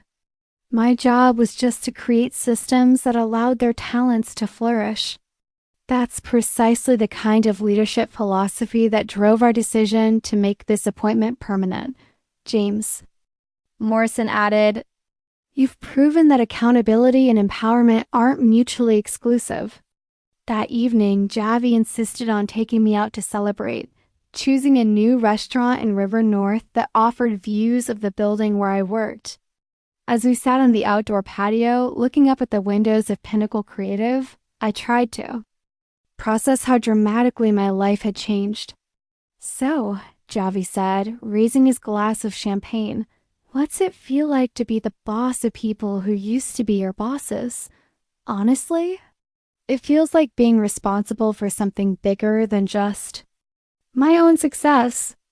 Every decision I make affects 15 other people's careers, dozens of client relationships, the agency's reputation, and the industry. And that doesn't terrify you?" "It terrifies me every day, but it also energizes me. I get to build the kind of workplace I always wanted to be part of, where people advance based on contribution, where creativity is paired with strategy, where everyone has the opportunity to do their best work." "Very philosophical, Director Vale." I laughed. "I'm still getting used to that title. You better get used to it fast." "From what I can tell, you're just getting started." He was right. The permanent appointment wasn't the end of my journey. It was the beginning of a new phase where I could focus on long-term vision rather than crisis management. We had plans to expand into new markets, develop innovative service offerings, and continue building our reputation as an agency that delivered both creative excellence and measurable results. But more than that, we were building a culture that I wished had existed when I'd started my career, a place where ambitious young professionals could grow based on their talents rather than their connections, where mentorship meant development rather than manipulation, where success was shared rather than hoarded. As Javi and I walked back toward the train station, I caught sight of my reflection in the window of a nearby building. The woman looking back at me carried herself differently than the uncertain intern who'd arrived in Chicago 3.5 years ago. She stood straighter, moved with purpose, radiated the kind of confidence that comes from surviving challenges and emerging stronger. The next morning, I arrived at the office to find a small package on my desk, new business cards that Talia had ordered as a congratulations gift. Simple, elegant design with crisp lettering. Sabrina Vale, Creative Director, Pinnacle Creative. I held one of the cards up to the light, admiring the clean typography and quality paper stock. But more than the physical object, I appreciated what it represented.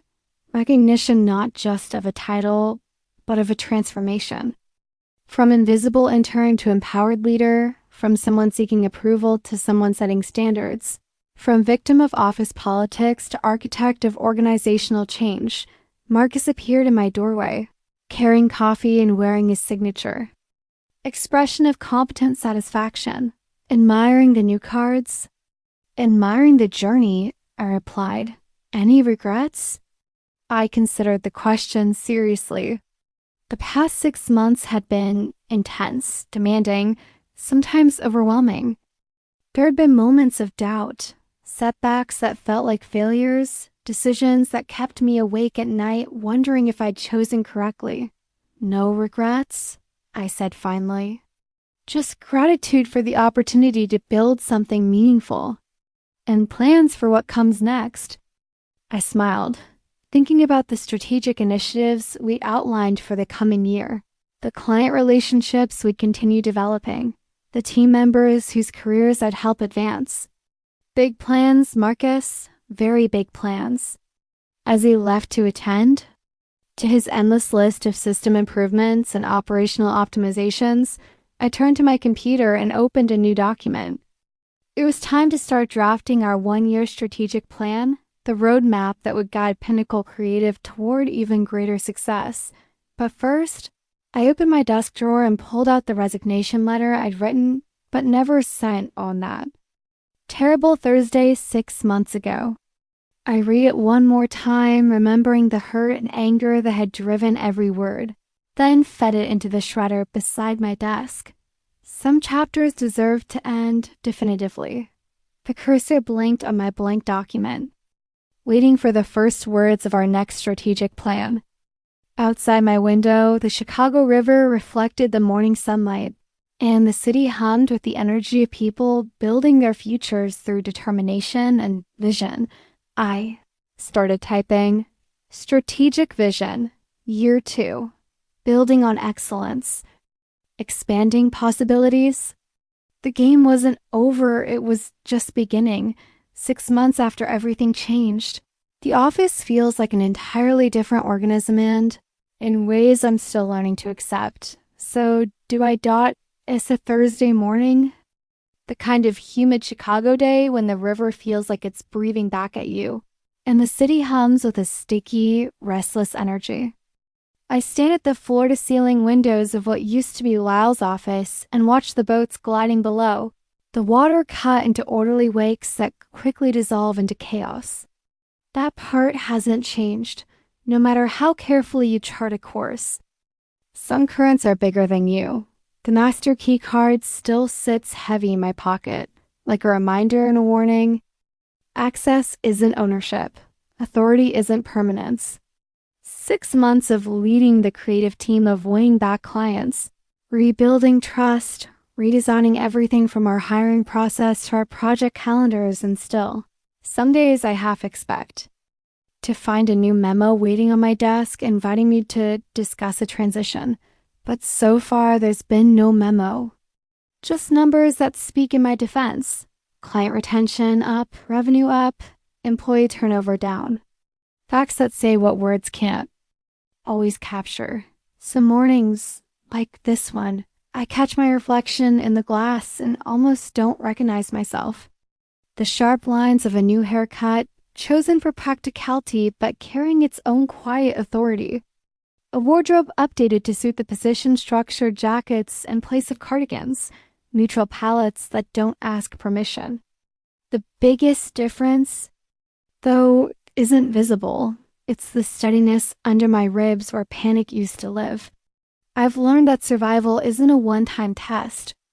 It's a discipline, a decision you keep making, even on days when it feels like the wind could knock you over. I think back to that first morning after the board meeting, walking into this office, the door clicking shut behind me and realizing it was mine now.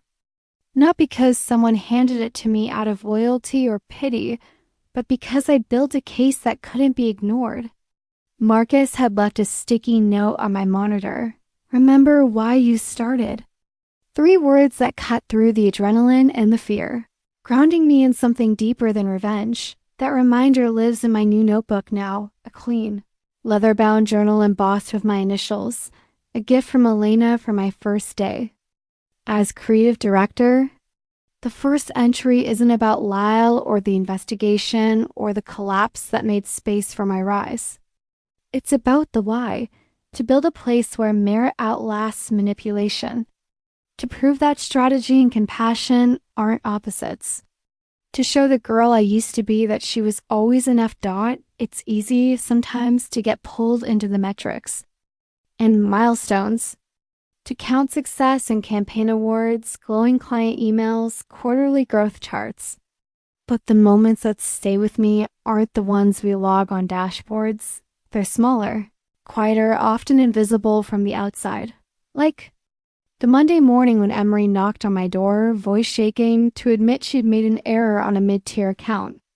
6 months ago, she would have hidden it, terrified of disappointing the uncle who gifted her a title she hadn't earned. Now, she chose honesty over ego. We fixed the issue in an hour, and the client barely noticed. But the real win was hers, proof that strength isn't the absence of mistakes, but the courage to own them, or the Friday evening when Marcus stopped by with a fresh network report, no crisis, just routine. We ended up talking for an hour about system redundancies, and he mentioned, almost offhand, that IT turnover had dropped to 0 since the leadership change. People like knowing they're working for someone who actually listens, he'd said. A compliment so subtle it took me a beat to register. Or the late-night call from Javi after we landed the Lynx account. "I'm proud of you," he'd said, his voice warm with something that felt older than friendship. "Not because you won, because you didn't become them to do it." In that moment, I realized how close I'd come to letting anger shape me into the same kind of leader I'd fought against. These are the moments I measure myself by now. They don't show up on spreadsheets, but they keep me grounded, because even after everything after the investigation, the depositions, the public statement Lyle made before quietly disappearing into the corporate wilderness, my biggest challenge hasn't been proving I can lead. It's been remembering who I wanted to be when the chance finally came. Some days the temptation to rule by fear still whispers at the edges. Efficiency is faster when no one questions your decisions. Control feels safer than collaboration. But I've seen what that kind of leadership costs, not just to an organization, but to the person wielding it. So I keep coming back to the girl who walked into Pinnacle Creative with $2 in her account and a badge photo that made her look 12. She didn't know how to bluff, couldn't drop alumni names or family connections, but she knew how to listen, how to learn, how to keep showing up. That girl built something real, and it saved her. I owe her more than a title. I owe her integrity. This morning, before the office filled, I ran my fingertips along the old badge, still tucked in my drawer. The corners are cracked, the photo faded, but it grounds me in the truth that no corner office can erase. Titles come and go, but your character travels with you. And character, I've learned, is the best insurance against the next storm. 6 months is both everything and nothing. Enough time to patch cracks in the walls, replace what's broken, repaint what can be saved. Enough time to see what really holds when the surface gloss is stripped away. But it's barely the first chapter in the longer story I'm writing. One draft, still full of margin notes. Our first months after the leadership change felt like moving through fog, every decision heavier because it mattered so much. The agency wasn't just bruised. It was weary. It's people balancing hope against the memory of what happened before. That tension hung through the hallways, quieter now, but never fully gone, and maybe that's healthy. Memory keeps us honest. Talia, true to form, became my sharpest counsel in those early days. Transparency isn't a campaign. She reminded me over coffee one morning. It's a practice. You can't just say we're changing, you have to keep showing them. So I did. We started small. Weekly staff updates in the open workspace, where everyone interns to senior managers heard the same information at the same time. No closed-door whispers, no hidden memos. I invited questions, and at first, only a few brave hands rose. But each week, a few more followed. Then came the bigger changes. Budget visibility dashboards so project teams could see where every dollar went. Clear, merit-based promotion criteria, co-written with the people they'd apply to. Mentorship programs pairing new hires with experienced strategists who remembered what it felt like to learn from someone invested in your growth, not just your output. The first all-hands review of these changes ran over by 2 hours. People argued, critiqued, suggested, and for the first time in a long time, I saw genuine engagement rather than resignation. When it ended, I caught Marcus leaning against the doorway, arms crossed, smiling in that almost imperceptible way of his. "You started something," he said. And it hit me that he meant not just new systems or policies, but a cultural shift. From fear to participation. Not everyone stayed. Some left because the new accountability felt uncomfortable. A few because they preferred the old game, where proximity to power mattered more than contribution. It stung, even when I knew it was necessary. But I reminded myself and the team, that culture isn't defined by who leaves, but by who remains, and why clients, too, watch closely.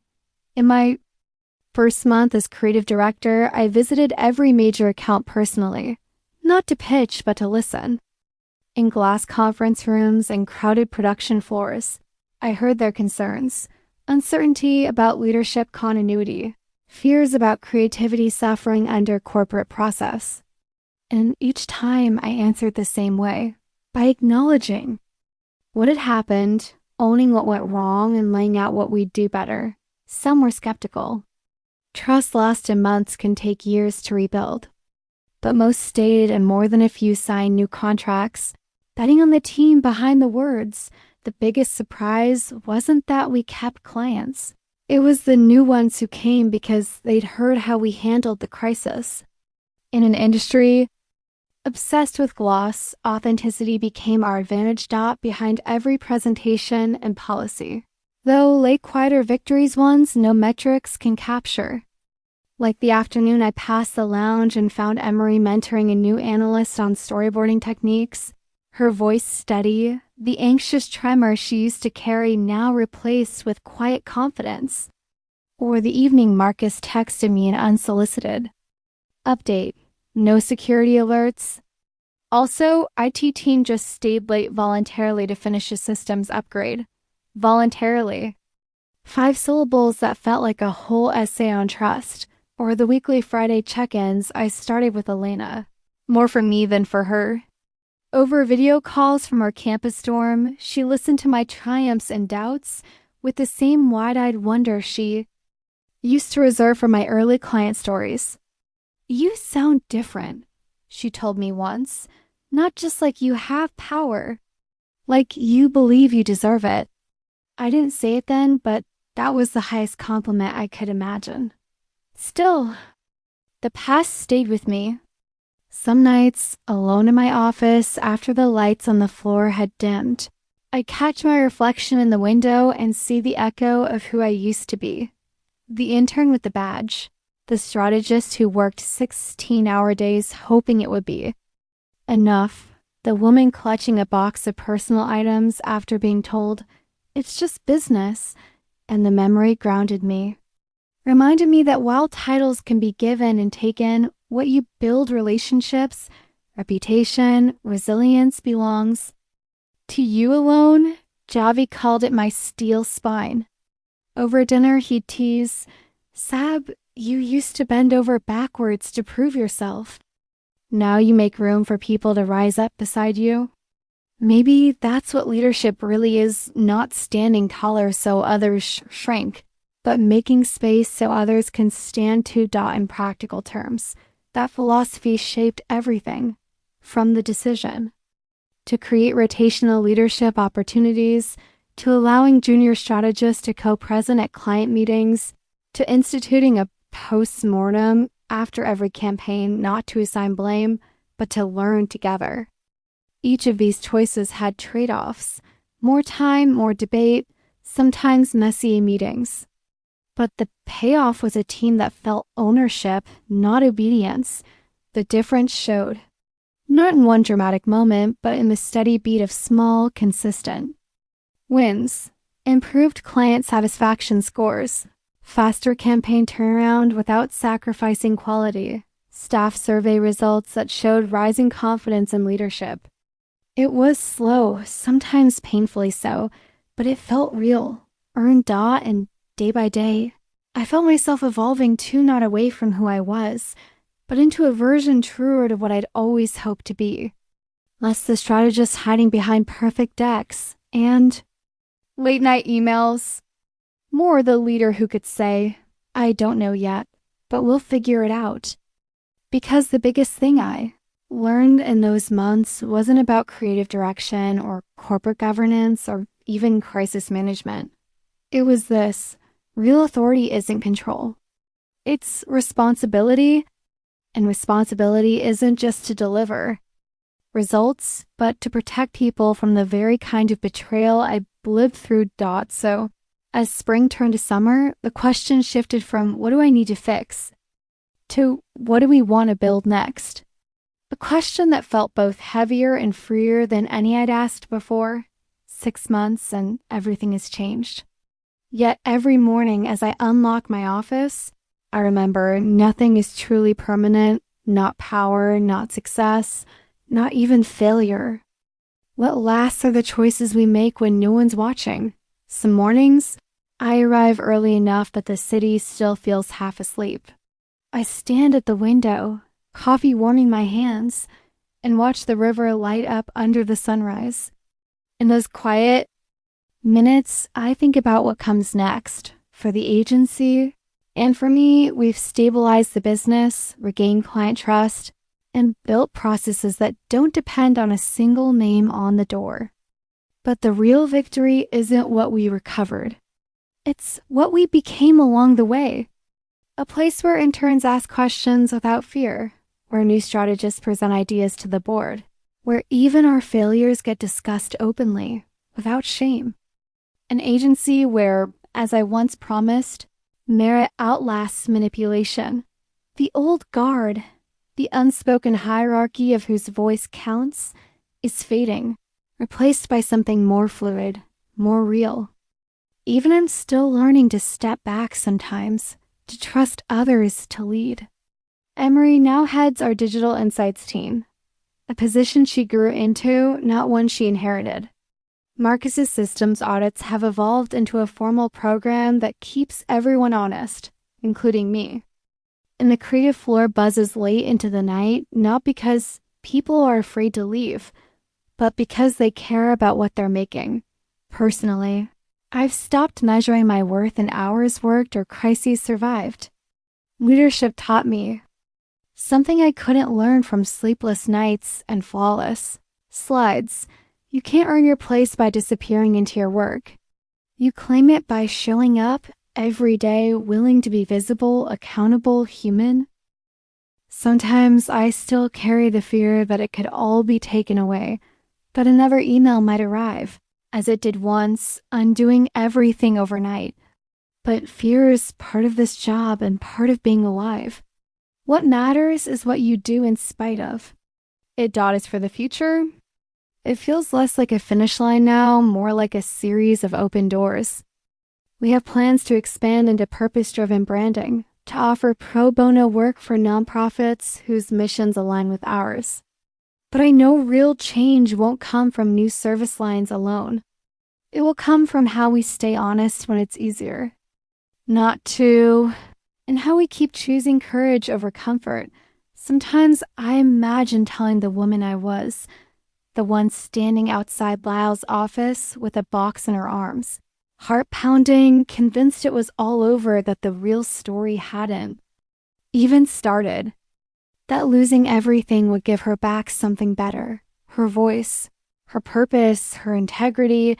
And if there's a lesson in all of this for her, for me, and maybe for anyone reading, it's this: you can't always stop people from taking your title, your office, or your seat at the table. But what you build inside yourself, that's yours. And sometimes it's enough to build everything else back again, because the story never really ends. It only begins again. Stronger than before. Up next, we have 2 more incredible stories that are waiting for you. Just click the image you want to watch, and it will take you there. If you enjoyed this video, make sure to subscribe. It would mean a lot.